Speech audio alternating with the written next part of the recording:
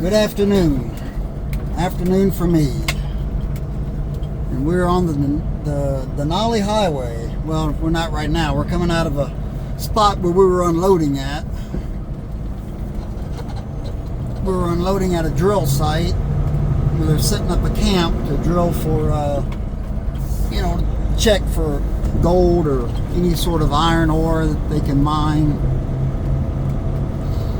So we brought all the supplies out for their camp, for their kitchen and such.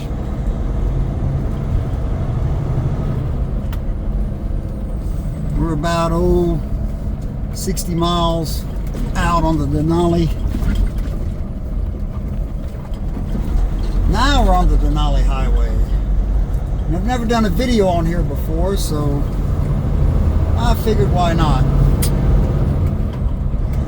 Probably get tired of looking at the haul road all the time. Oh, and there's the tourist.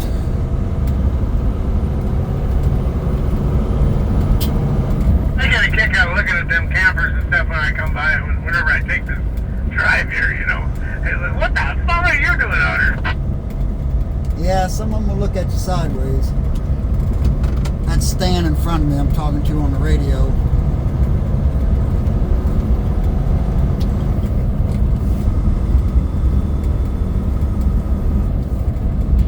You'll be hearing him. It sure is beautiful through here though, man. This is great for camping. I'd love to go camping up here, except for the mosquitoes.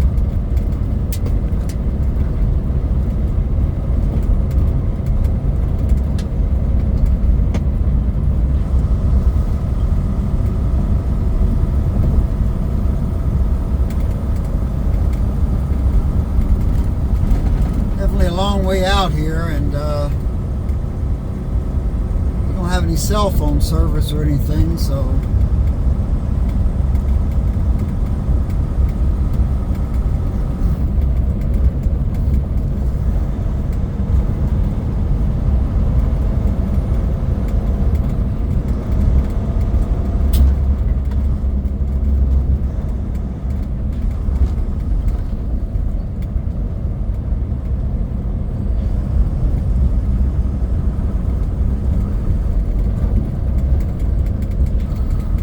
got the one-lane bridge up here going over the river.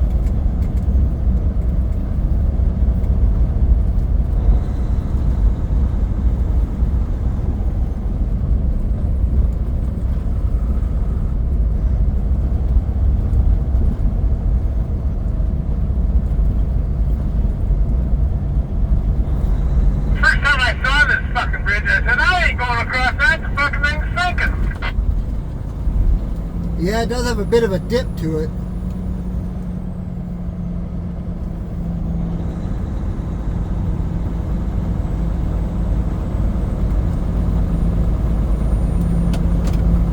So excuse the language coming from Stan. I can't control that. If you hear him on the radio.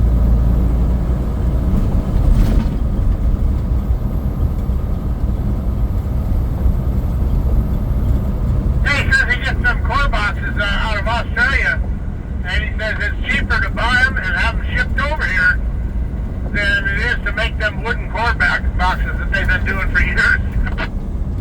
Wow, that's crazy that it's that much cheaper. That's crazy. No, and they use them for, they're fucking almost indestructible. I mean, they're not indestructible, but they'll last longer. They don't get, if they get beat up a little bit, it's not like them plywood boxes that are stapled together. Them fuckers, you drop them on the ground twice, and them fuckers would fall apart. Yeah, 10-4.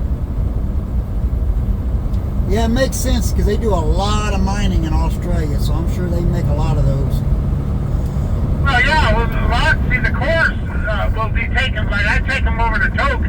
They got a big fucking farm there, with a bunch of buildings in it, and the core samples are sitting in the boxes there. And once that box is used, most time it's never used again. The core samples sit in that box inside these little sheds. And whenever they got a question about an area, they go in there and they'll drag that core out. They're all marked. shows what depth they came for, what pretty much pinpoint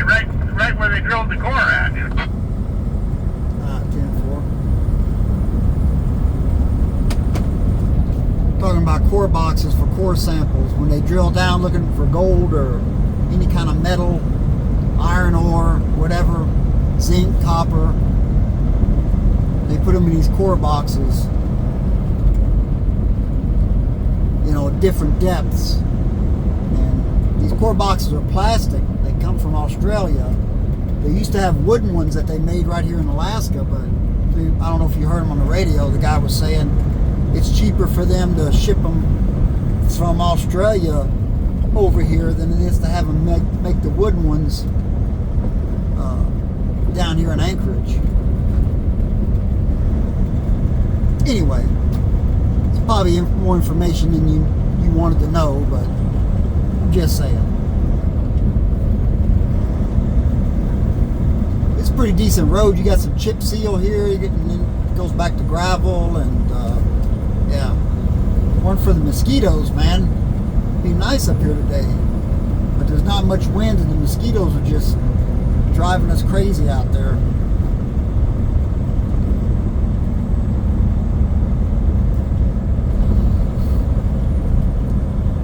Yeah, all these fucking hunters and fishermen probably see a couple of reefers from, holy shit, they're having a barbecue out here somewhere. Yeah, there you go. Well, we did unload a grill back there, so I guess they'll be grilling. Yeah.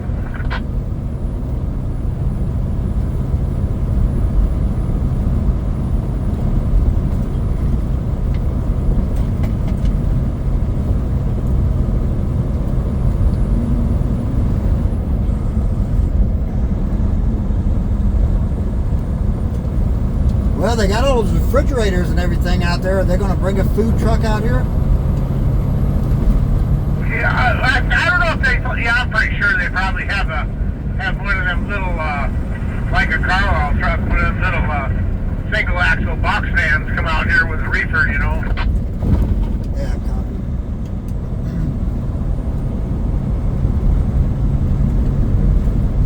They might bring it out themselves. I don't know. They use some of these guys go back and forth, you know. Yeah, I'm pretty sure. It depends on how many people are in the camp, you know. Yeah, they probably don't use a 53-foot trailer load of groceries at one time like those big brick camps.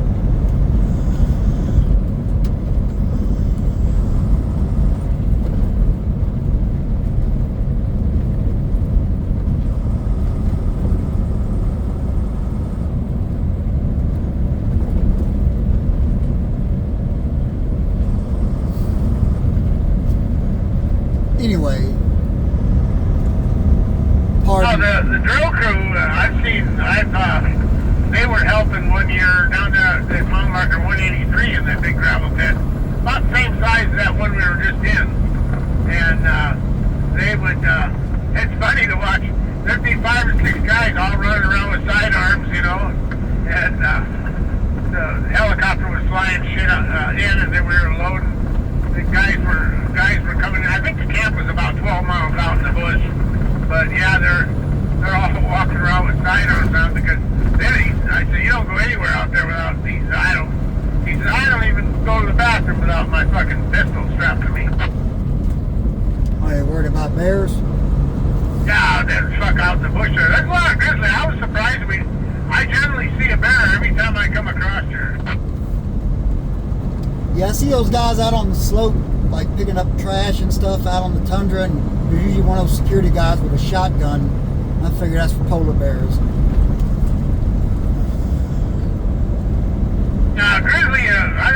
Grizzlies don't bother me. It's a fucking black bear or polar bear up north. Yeah, they're so stinking inquisitive. Hey, what's that? I wonder if that's food. I better go check it out, you know. Yeah, I've seen one so far this year, about 3 weeks ago, ran across the road there on the slope and then took off running on across the tundra. I think I got a picture of him. Yeah, I was out on Spy Island one year, and there was a polar bear. It was a pretty good storm. You got to go out on the sea ice. Oh, fuck, I don't know, about 10 miles, something like that. You go out on. They got fresh water on top of the frozen sea ice, and then they keep putting fresh water over it, and they make a big road. But sometimes it cracks all the way down to the water, and you gotta straddle that crack, or they'll come out and fill it in and refreeze it. And but anyway, yeah, I've had a crack.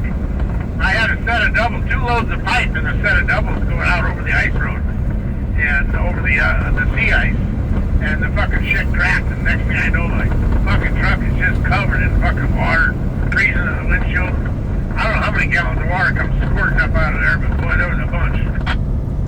Oh wow, that must have been a scary thought, a scary situation. Oh yeah, I was. I didn't shit my pants, but that fucker was peeking out. I can tell you that. Yeah, copy. But anyway, I seen that over by the outside loading dock, there was a ramp of snow, and they use it just to offload a couple of pallets sometimes. But anyway, I seen a grizzly bear, or a polar bear, pop its head out, and it was still blowing and snowing a little bit, but at least you can see. But there'd been a storm for about 3 days. And anyway, the forklift driver, and I seen a cub, 1 cub for sure. Turned out there was 2 cubs in there. But anyway, the guy, the forklift come over and he says, you need to get unloaded. I said, yeah, I got 2 pallets right on the back of the van there. In fact, at that time I had a van going out. But anyway, I said, hey, there's a polar bear over there by the loading dock there. And he says, what? And I go, yeah. He says, don't say it. Did you tell anybody? And I said, no. Why? He says, don't say a fucking word. And he said, hurry up, get your doors open, unless you want to sit out here until that bear leaves. And I went, oh, shit. So I hurried up, opened the doors, he took the pallets off, and I got out of there. By the time I got back, Jeremy says, I thought you were stuck in Spa Island. I said, why is that? He said, they shut the island down when they found a polar bear with a couple of cubs burrowed in. And, yeah, they shut the island down. It was like 3 fucking days before that bear finally dug its way out and grabbed its cubs and went off across the ice. Isn't that crazy? Shut the whole place down because of a polar bear. Oh yeah, they're pretty fucking serious about that shit. Oh yeah, if you kill one, holy crap, you hit one, you better keep. I remember when and the muskox are the same too. They're on the endangered species list. This one guy from the lower 48 was blatting on the radio there. There's a muskox in the road there. I hit the fucker. Look at all the damage it's done to it. I heard him a couple of times as I got closer and closer, and then finally I told him, I said, I can't remember what channel, I said, hey, go over to channel such and such. He said, okay. I said, mister, shut your fucking mouth. He says, what? I said, keep your mouth shut. Don't tell anybody else that you hit that. I said, if you have to tell them there's a fucking muskox in the road, tell them you found it there. Don't tell them you hit it. If you got any damage on your truck and somebody asks you, tell them you hit a fucking caribou. Do not tell them you hit a muskox. And I said, they can, even if it ran out in front of you, there's a possibility they could find the shit out of you and even take your fucking truck. And he said, holy fuck, I didn't know. I said, yeah, they're on the endangered fucking species list, mister. You go spouting off that you killed a fucking muskox, an animal on the endangered species list. I said, you could be in a world of shit, Yeah, they say that same thing with those Arctic bison down on the Alcan. They say you don't want to hit one of those things, you'll go to jail over it.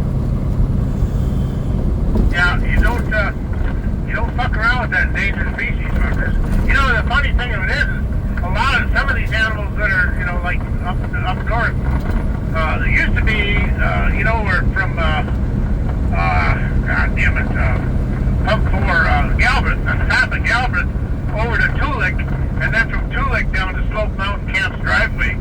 You could go through there every year, and in the springtime there, and there would be probably 600,000-700,000 caribou. I mean, as far as the eye can see, on both sides of the road, there'd be nothing but little dots out there, and that's not counting what's over the hills. I mean, you're driving for 15 miles and you can't see nothing but wall-to-wall caribou. I mean, there was nothing. Just from the top of Tulik, you can see 50,000 of the bastards. Anyway, then in 2008, they all disappeared. What the fuck? I said, we haven't seen. I said, how come we haven't seen any caribou? Well, it was 2014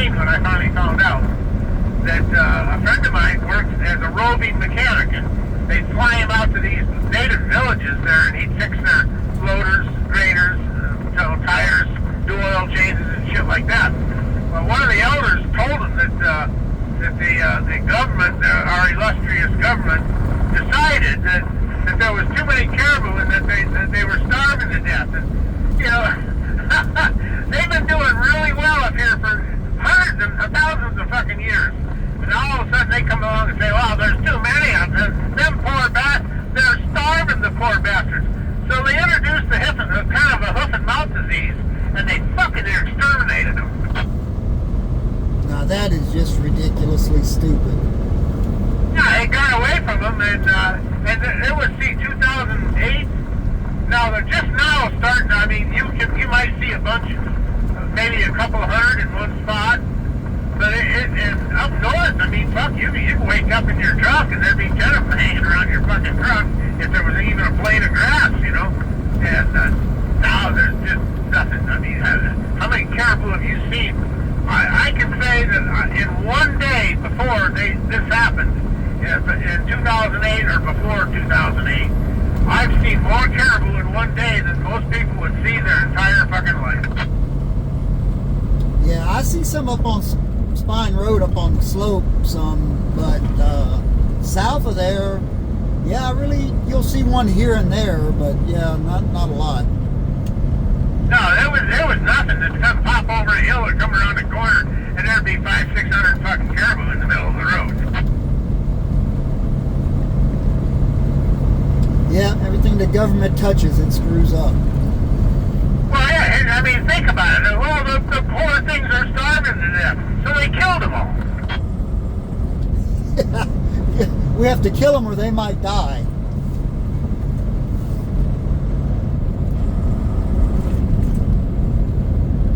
Maybe they'll start doing that with us. Oh, there's too many people. They're starving. Let's just kill them. Yeah. Then some fucker will come by and say, oh, well, the wolf population is dwindling. They have nothing to eat. They're starving. Well, yeah, you killed all their food source. Yeah. Yeah, the government. I don't know if you heard all that. Talking about caribou. The government come in and killing the caribou because they were starving. Or they perceived that they were starving.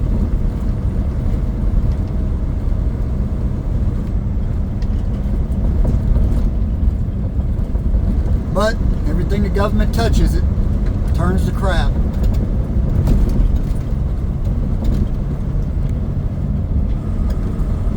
My God, we might. The day was looking pretty. Look at the clouds hanging over that valley there. The shadows on the ground. That's pretty neat. Yeah, that is pretty cool. Yeah, and the sun's out. It's starting to be a nice day.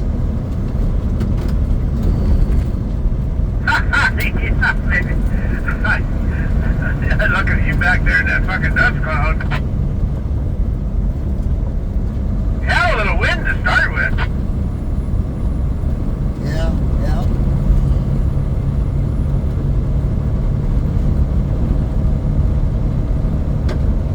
Oh, yeah, it's starting to be a nice day. It was kind of a rainy day this morning.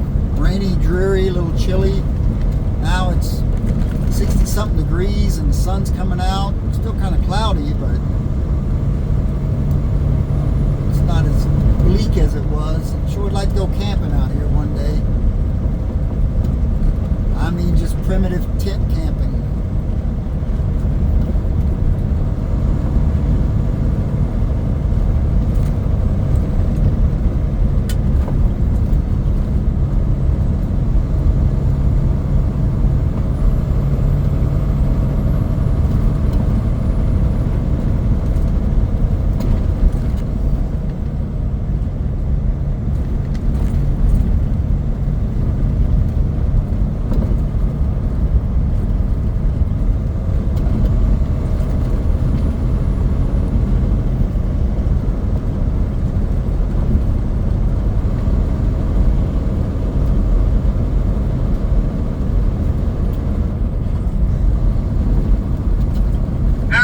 Drag your feet back there to get out of this fucking dust. I'll drag mine when we hit the we hit the the good stuff where the dust is knocked down.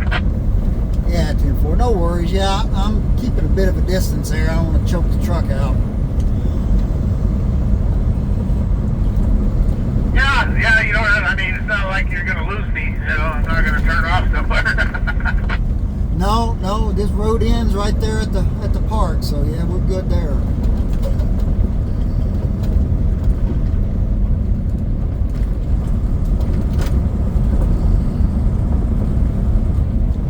Yeah, we're, I don't know, 50, 60 miles in.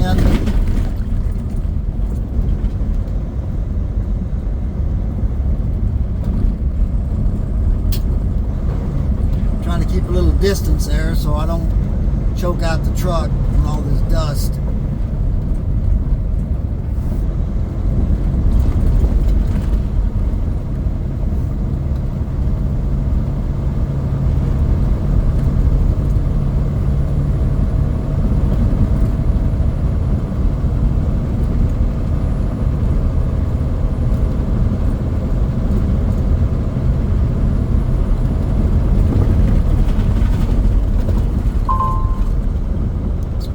Road, a lot better than the haul road. I'll say that.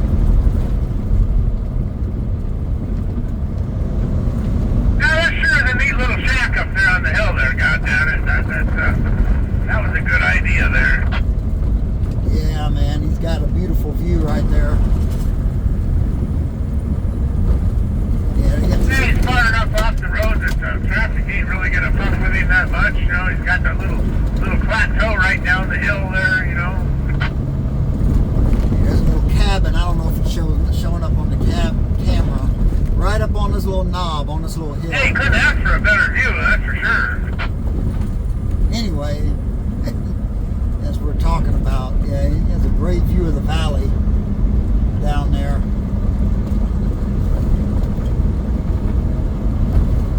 Not a very big cabin, looked like maybe a little one room, maybe 2 room cabin. That's all you need. That's all I would need. A little log cabin. Log cabin with a metal roof on it. Yeah, that's nice.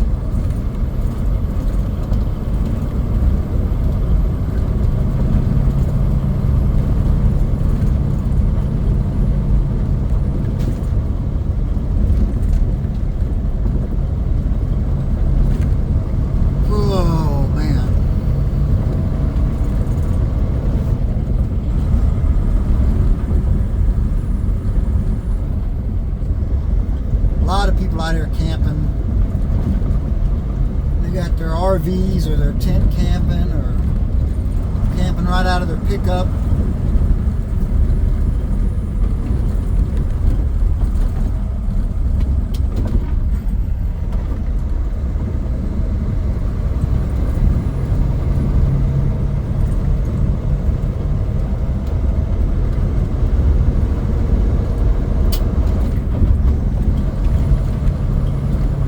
Some beautiful areas up here.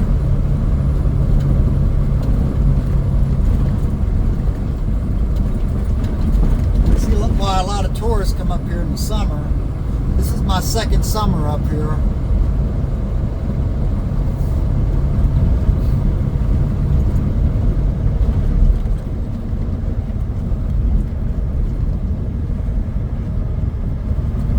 And it's nice that there's no fences. You can just walk off out into the wilderness.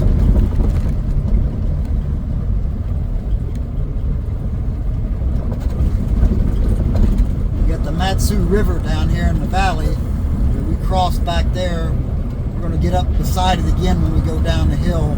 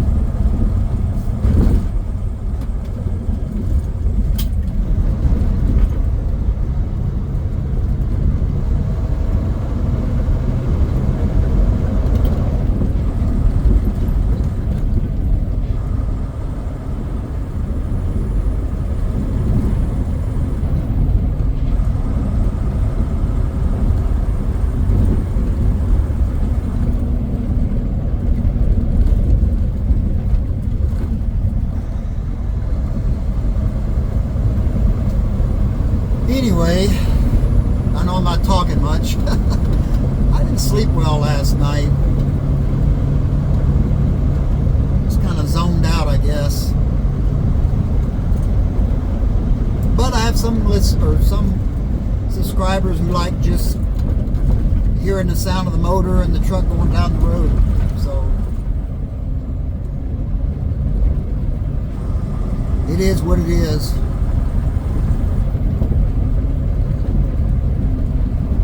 Tomorrow I'll take my trailer and drop it off in Anchorage so they can load it overnight, which tomorrow is Tuesday. And then Wednesday morning I'll leave to go back up the haul road up to Prudhoe Bay. Do my regular grocery run up there.